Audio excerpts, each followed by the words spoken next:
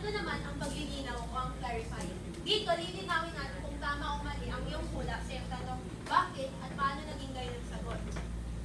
Sa tingin niyo dati, may tinanong ako sa inyo na may paliwanag at patunayan. Bakit tinanong ko yung mga bagay na gayon? Kasi kailangan ng paglilinaw. Katulad sa mga tanong kanina, yung simbolismo ng lambat. Tingin ko, nabasa niyo naman na yun, di ba? Kung nabasa niyo yun, mapapansin niyo kung bakit merong paglilinaw o patunayan na kailangan. Kasi yun yung isa sa pinakamahirap na tanong. Lalo ba't isa kang masuling mababasa. Pag-uugnay o clarify. Pag-uugnay o assimilate. Iugnay ang teksto sa inyong kalaman o karanasan. Oo nga, hindi nga siya yung, halimbawa dun sa Excel, dun sa akdang pinabasa ko sa inyo. Oo nga, nung nabasa nyo, hindi siya yung tulad nung naranasan nyo, pero minsan, hindi direktang yun yung kalagayan nung nasa akda, magkatulad yun dun sa naranasan nyo sa yung buhay. Sa tingin nyo, yung mga taong sasalita or nagsasabi ng mga hugot o mga talinhaga dyan, saan nila nakukuha, di ba? Di ba sa mga nababasa nila o napapansin nila sa kapaligiran nila? Di ba? Alam ko ganun yun. Ganun ang proseso doon.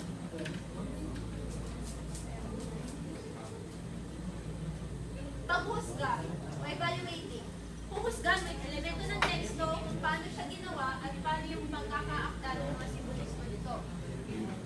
Sabihin natin, doon sa akdang binigay ko sa inyo, di ba tingin nyo open-ended siya? Di ba?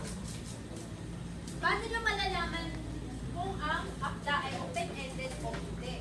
Masasabi nyo open-ended ang isang akda kapag hindi nabigyan ng batas yung mga suliranin sa akda. Kung mapapansin nyo, oo nga, sa pinakadulo, akala nyo open-ended, pero pansinin nyo, di ba si Tomas, parang tinanggap na niya, parang na-realize niya na pansin niya na may mali siya.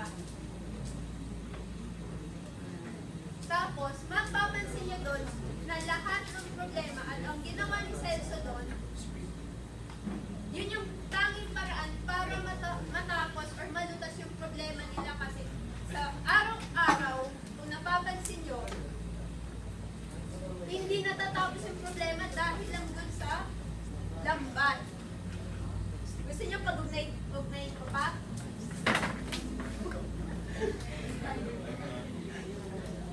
Sige. Mabilisan lang to So,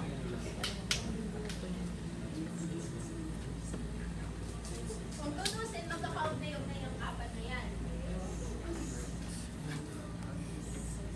Etong si Isidra, araw-araw tinitingnan niya yung lambat. Parang nakakasanayan niyang gawin. Parang naalala niya, ganun din yung si Tomas. Si Tomas naman, parang laki ng galing niya kung nakikita niya yung lambat. Kasi Celso naman, nagtataka siya kung bakit ganun na lamang ang tingin ng mga magulang nito sa lambat na yun. Nagtataka siya kung bakit hindi yun yung ginagamit ng tatay niya. Bakit nga ba? Di ba dapat yun yung ginagamit ng tatay niya sa pangingisda? No, dinalaan siya. Naalala niyo, miss namin siyang dinalaan ni Tomas si Celso kung bakit hindi siya pwede pumunta dun sa bahay Pawil. Di po, lumabag siya. Pumunta siya doon. Tapos, nung pagsapit ng gabi, iniisip niya bakit gano'n na lamang. Kasi naalala niya yung lambat, pinag-ugnay niya, sinira niya yun.